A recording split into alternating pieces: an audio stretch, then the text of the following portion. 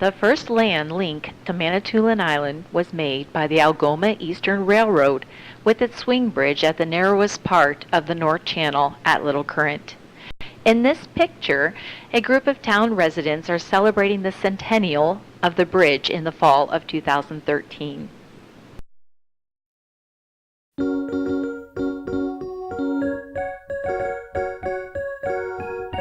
The first means of communication to Manitoulin was by water. In this picture, two Navy training vessels were visiting Little Current around 2015.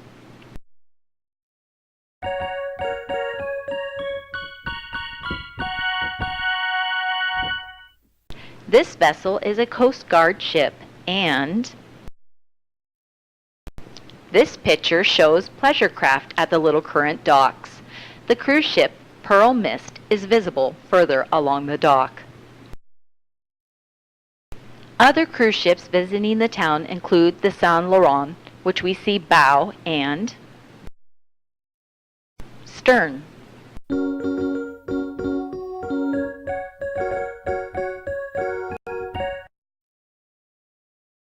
This is the Saint Laurent as seen from the middle of the channel.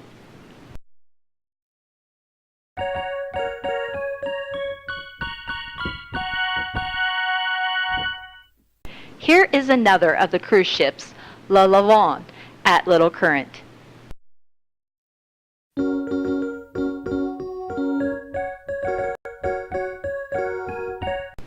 The ship just outside the harbor is the Pearl Mist.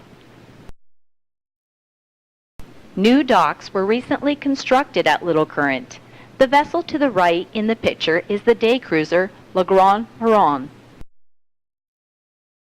Inside the Grand Huron.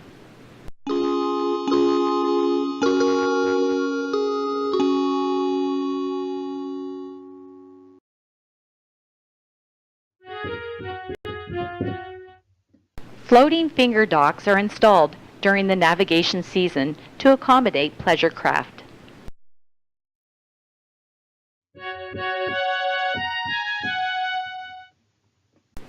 This is the downtown business center of Little Current. The Anchor Inn Hotel is in the foreground.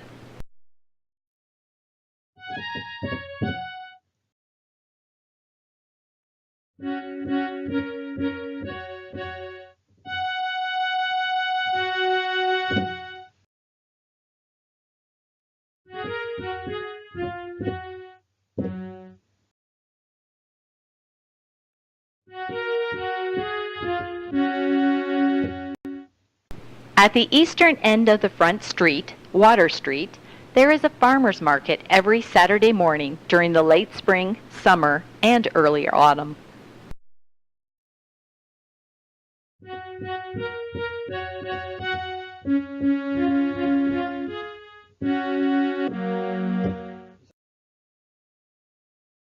A new emergency services depot was built at Little Current a few years ago. Air ambulances serve the Little Current and Minnemoya hospitals on the island.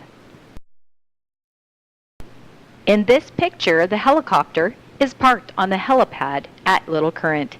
It makes the trip to Sudbury in a matter of minutes. To increase the housing stock in town, this former furniture store was repurposed as apartments. This condominium development was right across from the Spider Bay Marina, and this new luxury hotel is owned by the local First Nations.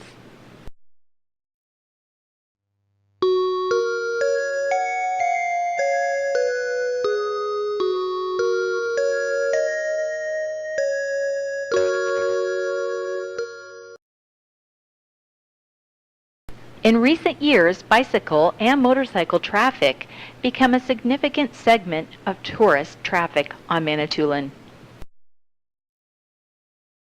A couple years ago, a new Rona hardware and building supply center was erected on the southern part of town on Highway 6. Manitoulin East Municipal Airport was built in the late 1980s and is operated by the Northeastern Manitoulin and the Islands, as well as the Siganak. Hangars have been erected on the site, and airport management solicits new entrepreneurs to set up shop on the premises. The airport caters mainly to small planes like the one in this picture, but other larger aircraft also use the facility. A new business opened in town in 2016-17 in the form of a craft brewery on Manitowoc Road. A major power generating enterprise was established in the Greenbush area. A local senior, Don Abbott, stands by a split rail cedar fence. The latter is a hallmark of rural Manitoulin. This is a bird's eye view of Little Current from McLean's Mountain.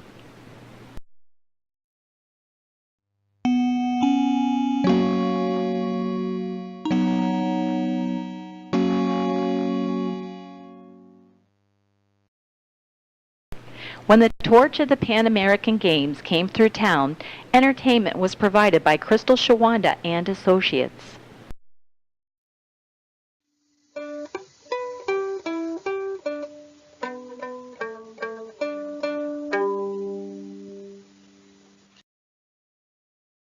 An antique car show often takes place during the annual Big Weekend known as Haw Eater Weekend. The next few pictures show other features of Haw Eater Weekend.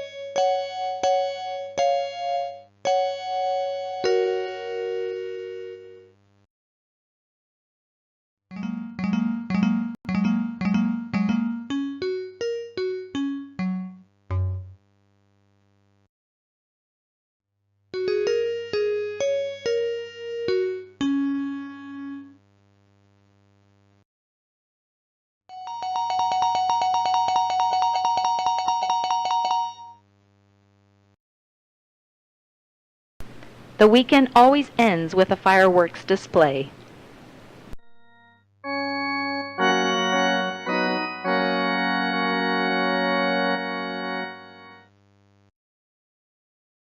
When traveling quiet back roads, take time to admire the wildflowers.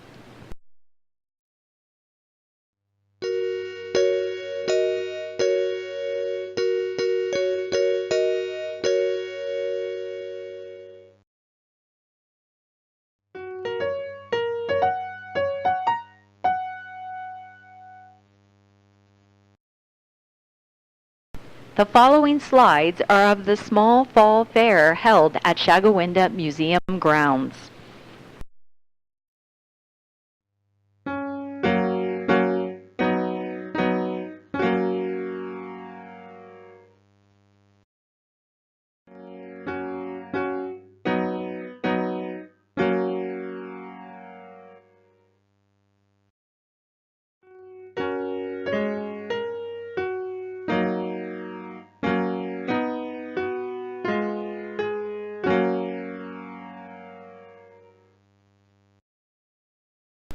The Shagawinda Museum provides playgrounds for children and a bocce court for all ages.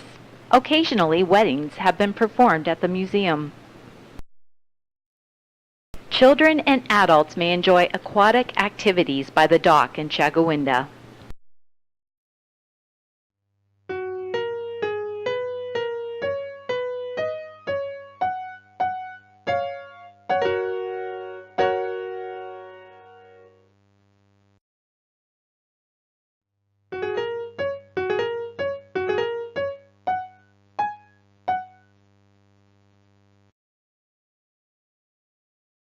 Various forms of agrarian activities are found on Manitoulin.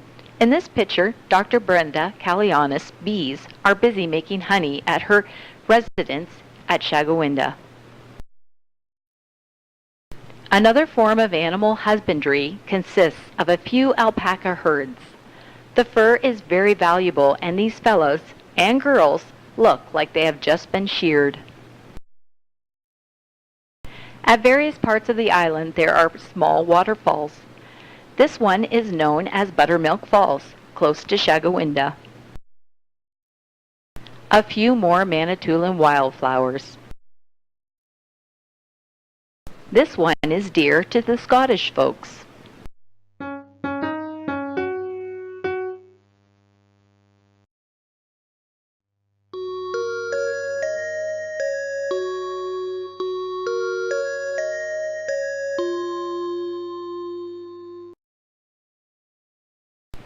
The view from 10 Mile Point is spectacular.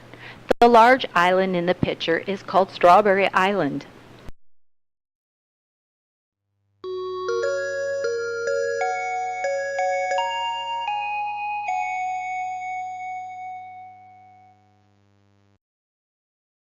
This picture from the same site shows the little island, Loon Island, and the larger one, Haywood Island.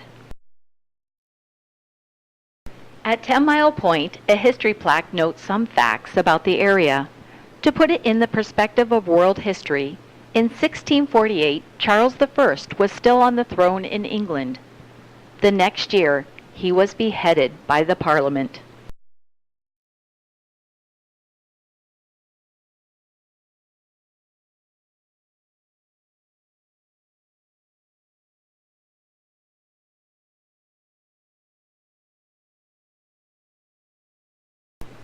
Highway 6 on Manitoulin.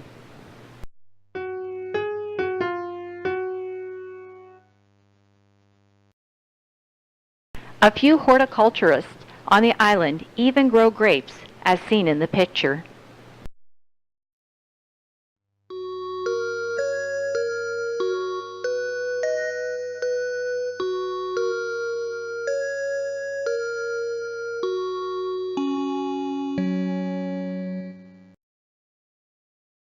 At the south end of the bay, the town of Manitoulin is situated. The picture shows the small marina there. In early times, when communications were largely by water, commercial endeavors were usually close to the docks. This historic site illustrates that practice. The stern of the Norisle, built in 1946, is visible in the right side of the picture. The Burns Warehouse has been the home of a theater group that have recently staged many Gilbert and Sullivan operettas. The Anglican Church in Manitoulin is noteworthy in being the oldest church building on Manitoulin. It dates back to the mid-19th century and is still being used.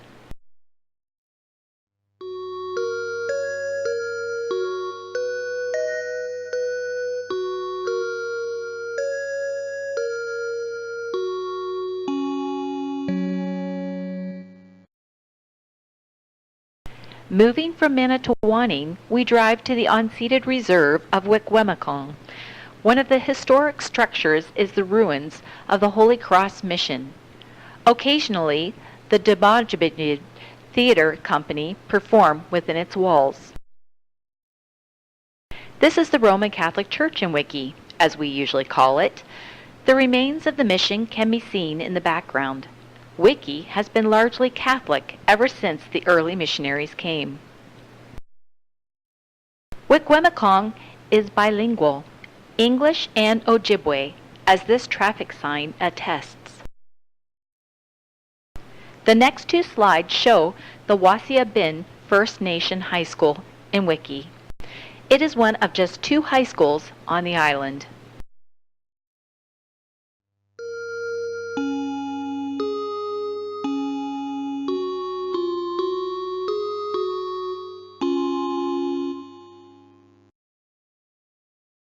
The water tower at Wikwemikong.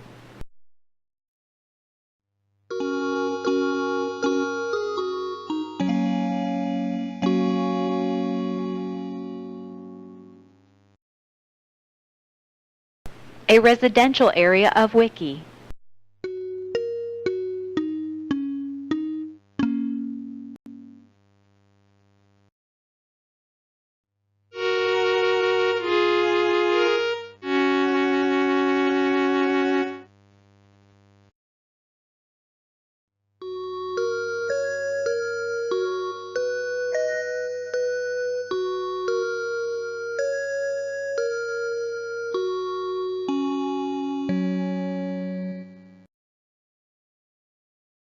Moving along to the southeast corner of Manitoulin, we come to South Baymouth, where there is a modern marina.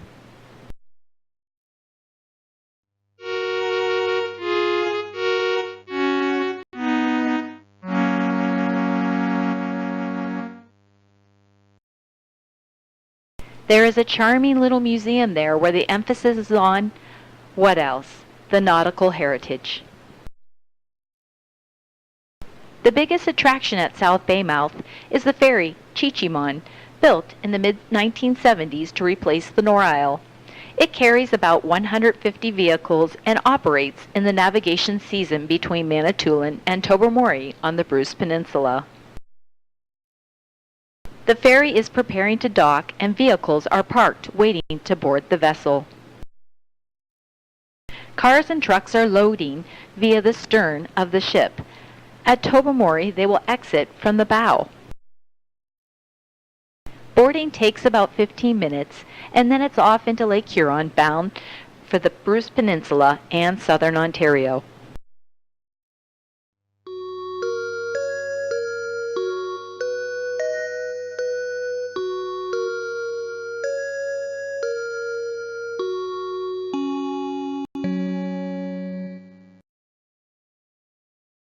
There are a few Amish farmers on Manitoulin, in Poplar and in the Takema area.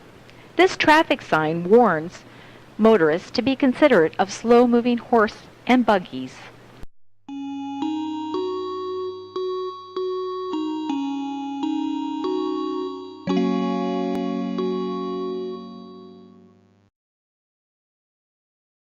The only store in Takema is Ward's. It goes back almost a century and was a typical country general store of yesteryear. It is a landmark in the township. Good agricultural land is found in various parts of the island. The Takema area is one of them.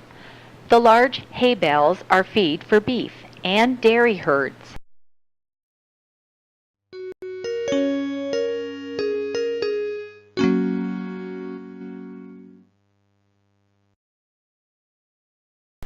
On Manitoulin, there are mostly beef cattle herds.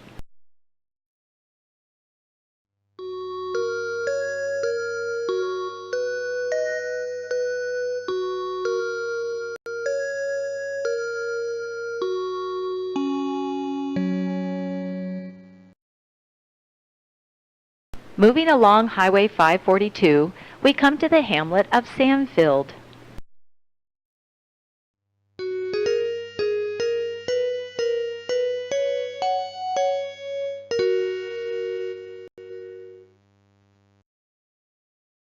The former school on this site was replaced by the community hall.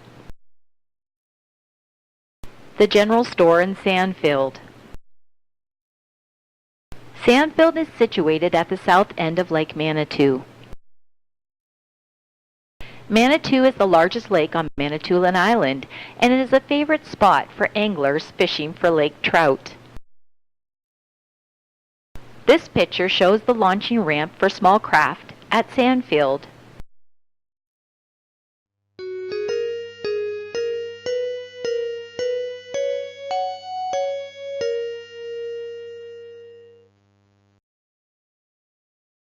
The yellow floating barrier warned those on the water to stay clear since there is a dam ahead.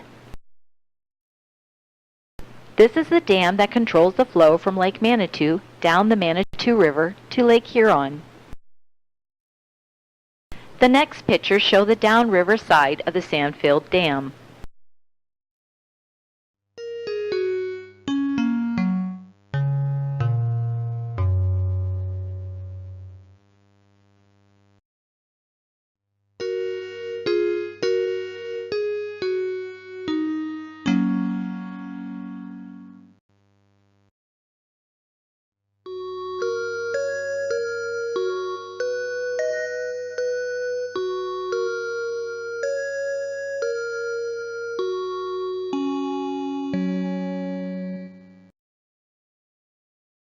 Further along 542, we come to Big Lake.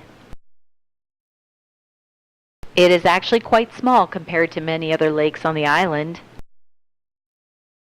Another barrier warns of another dam.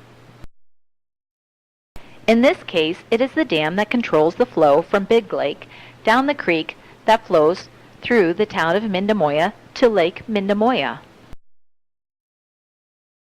This little creek looks quite innocuous in late summer, but it can be a real torrent in the spring. A couple more Manitoulin wildflowers.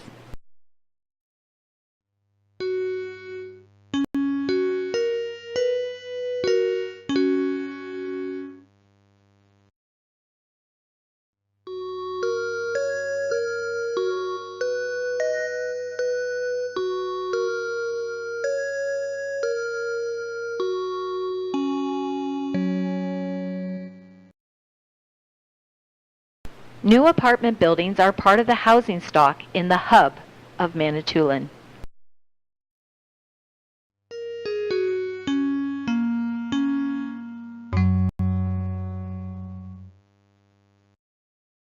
Manitoulin municipalities are well supplied with ice rinks for hockey and skating and some for curling. This one is in Mindemoya.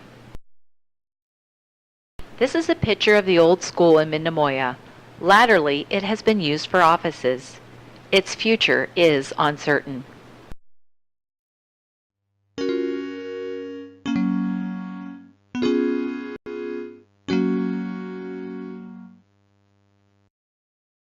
To the left can be seen the Municipal Recreation Hall, and further back the town office of what is now known as the Municipality of Central Manitoulin.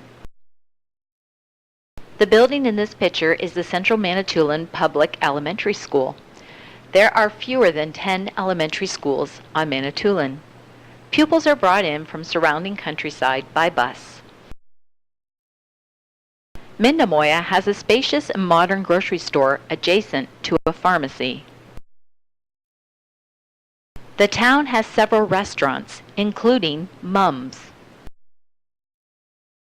That restaurant offers a delicious variety of baked goods, but you had better get your sticky buns or cinnamon rolls early since they sell fast.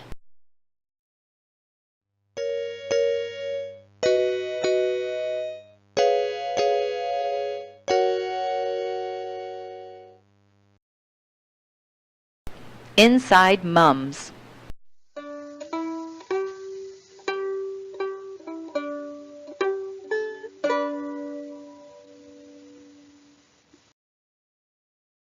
Mindemoya is home to the other hospital on the island.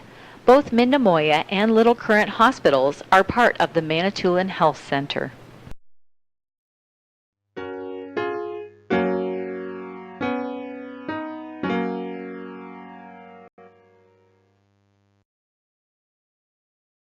This slide shows the dock and launching ramp on Lake Mindemoya, a mile or so from the town center. The large island in the background is known as Treasure Island. There is a small beach adjacent to the dock.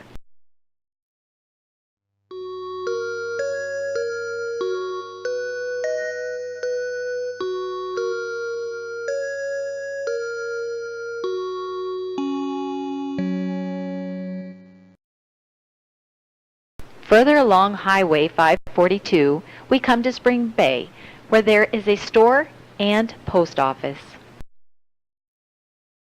At the crossroads in Spring Bay, there is a new Pentecostal church. The church has a campground nearby on Lake Kagawong.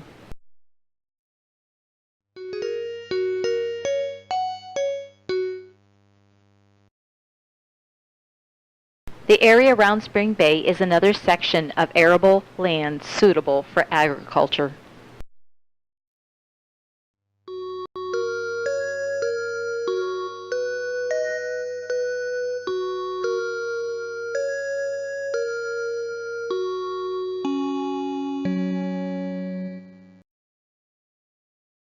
Along Highway 542 between Mindamoya and Providence Bay, a monument to the fallen soldiers of World War I was erected in 1921. The original location, in the middle of the intersection, was relocated to one of its corners. It became a custom on the island to celebrate Decoration Day in early June. On that day, veterans and others assemble at the cenotaph.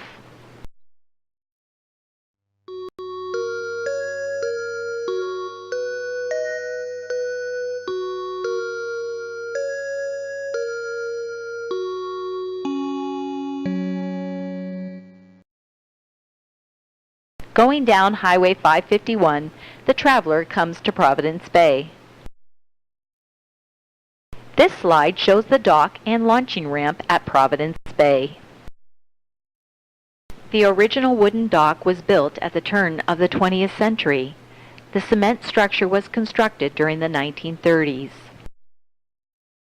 Even on calm days, there is a swell on Lake Huron.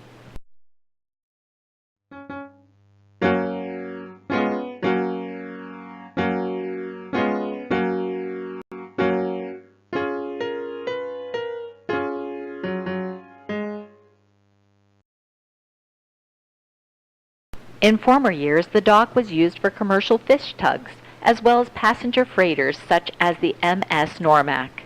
In more recent times, the emphasis has been on sport fishing. The structure in this picture is the administrative building for the marina, as the dock area is now called.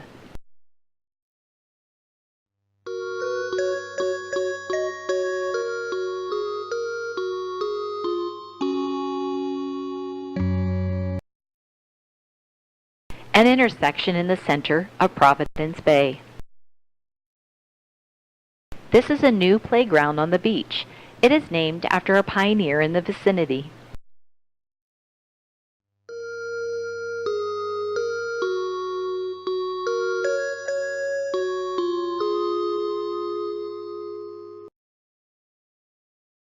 Annie McNichol grew up in this house. She was one of the kindest and most hospitable individuals you could ever meet. This interpretive building on the beach is part museum, snack bar, and public washrooms. An old-fashioned rack for drying fish nets is in the foreground. This plaque summarizes the early days in Providence Bay.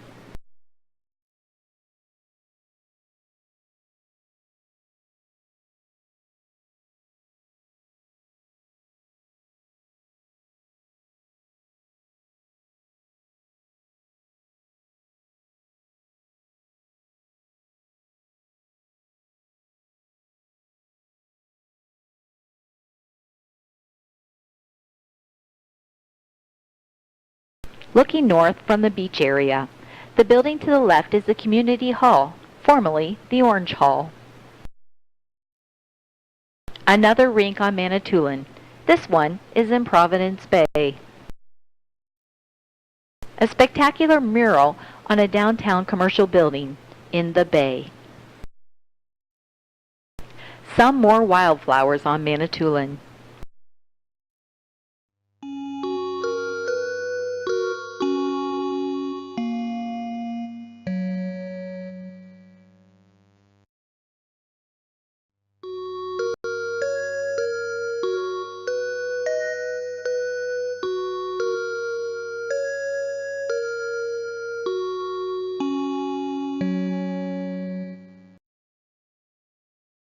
Going north on Highway 551, we come to the First Nation of Chiging, formerly known as West Bay. The First Nations on the island have their own police forces. The building in this picture is headquarters in Chiging.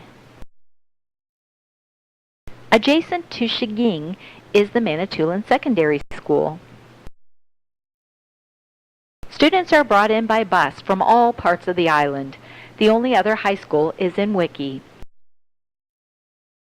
The Ojibwe Cultural Foundation is located in Chiging. Artifacts and artwork are on display at the OCF. Besides being a museum and art gallery, the OCF has meeting rooms where recitals may be performed. Chiging is mostly Catholic. This shrine is on the church grounds. This is a church in Chiging. It is round inside and the pews are a series of raised platforms reminiscent of an arena. A large structure in this picture is the band administration office. This picture shows the rink and mini mall in Chiging. This directory at the complex lists the names of occupants of the premises.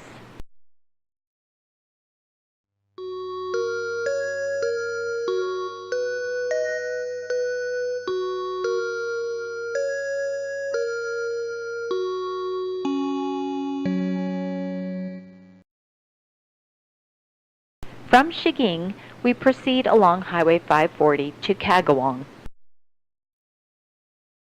One of the attractions at Kagawong is the Bridal Veil Falls. In this picture, we see some folks swimming in the pool of the falls. A great number of salmon swim to this area to die in the late autumn. Here's the general store and post office in Kagawong. It is operated for many decades by Reeve Austin Hunt, who happens to be the longest-serving municipal elected official in Ontario. This is the main road into Kagawong. The little Anglican church in town is named after St. John the Evangelist. It reflects the nautical heritage of the port settlements on Manitoulin shores. The next two pictures were taken inside the church.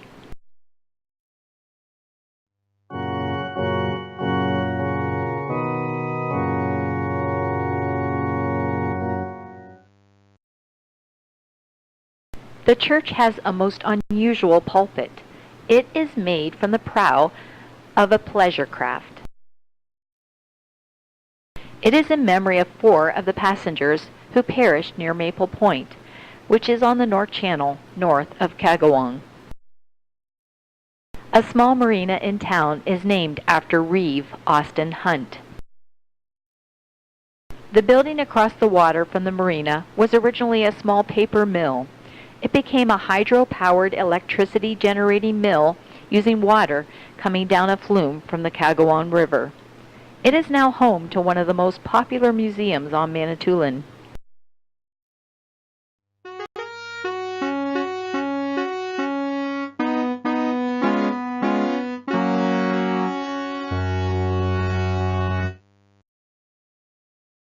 This lighthouse at Kagawong helped mariners follow their course into the harbor in years gone by.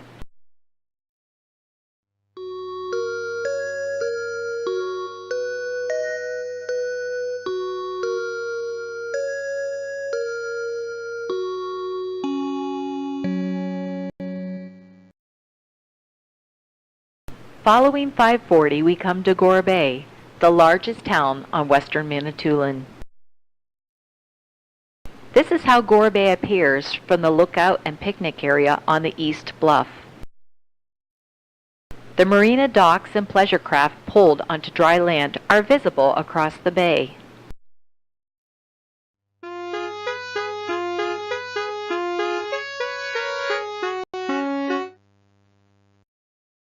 This picture shows the view looking toward the North Channel. A century and more ago, mail, freight, and people went across the water by horse and sleigh or by boat, depending on the season. In the late 1880s, Manitoulin, Little Current, and Gore Bay vied to become the judicial seat of Manitoulin District. Gore Bay won a plurality of votes in this plebiscite that was held, and as a result, the courthouse in this picture was constructed. Although there is no hospital in Gore Bay, there are doctors and a dentist office in the building in the picture. The business section along Gore Bay's main street. This is a picture of the town's marina. Purvis's fish tug is at the dock and boats are stored on land for the winter. One of the boats is being prepared for storage on land.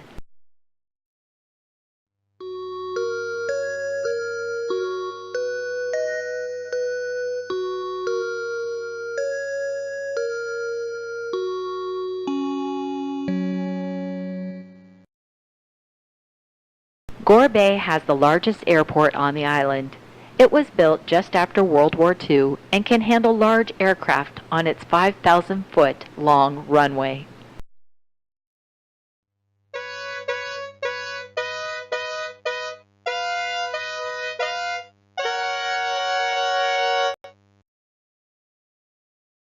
Here is the beginning of the long runway.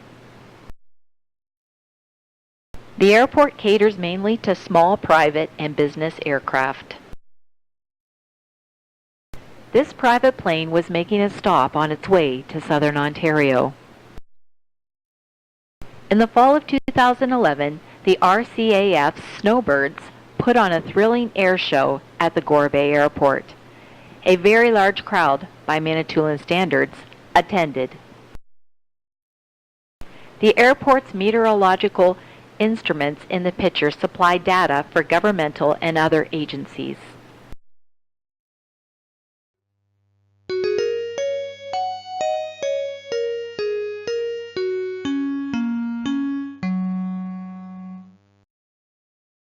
Continuing west on Highway 540, we come to Indian Point Bridge.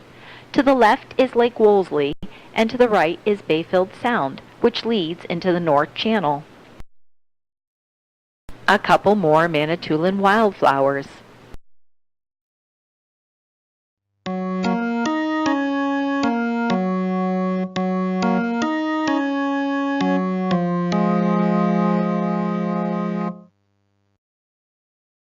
The hamlet of Evansville lies just west of Indian Point Bridge. At one time, this building was a store for the community, but it has been closed for a number of years. Most local shoppers now go to Gore Bay. There are pockets of good land on western Manitoulin, as this picture attests.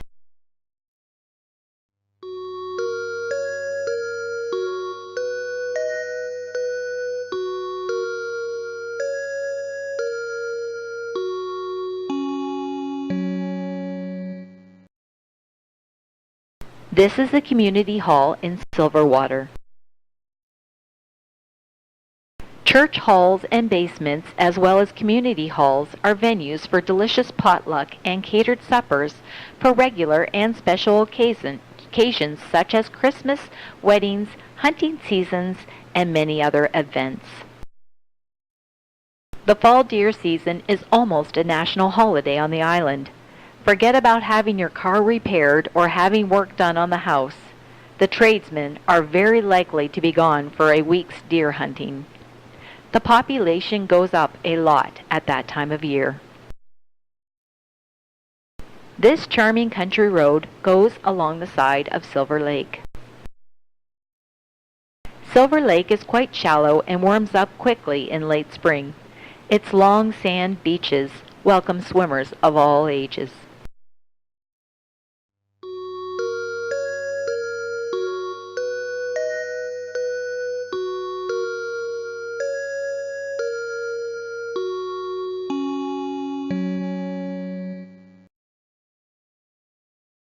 Going further west on Highway 540, we go past the road into Misery Bay.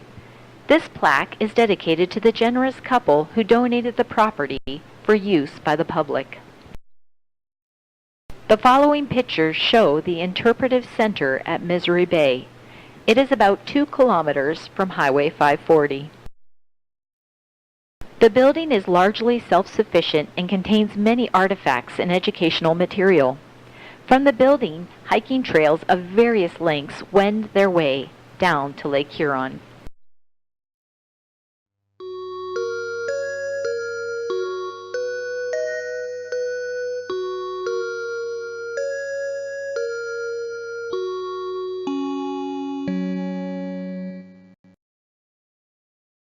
The last settlement on western Manitoulin is Meldrum Bay.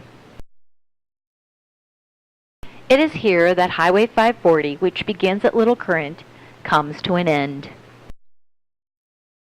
This is Meldrum Bay's small arena. Notice the cell tower on the bluff. The island is well served with cellular communications. The general store at Meldrum Bay and the inn where meals and accommodations are available.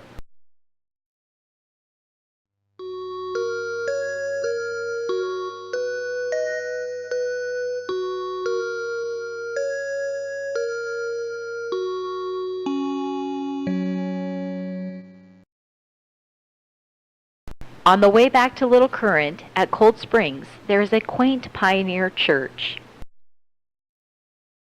It goes back to the 1880s and has a cemetery in the back of the building. This slide shows the inside of the little brown church in the Wildwood.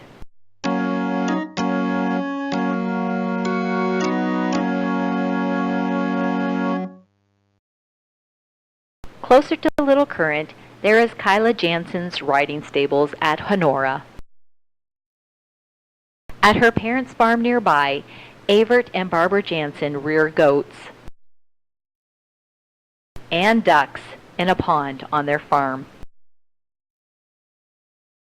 Another of Manitoulin's waterfalls is located near Honora.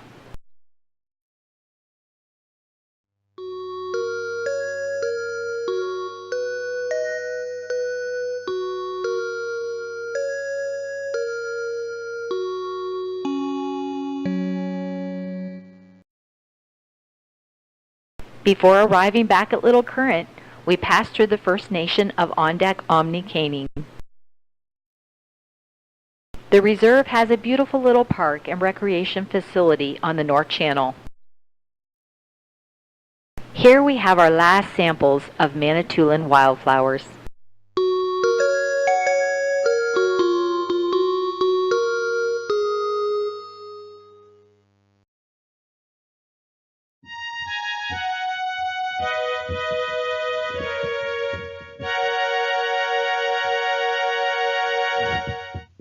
After a full day of travel, we are back at Little Current, or, to use the original name, Wibijong, where our journey began.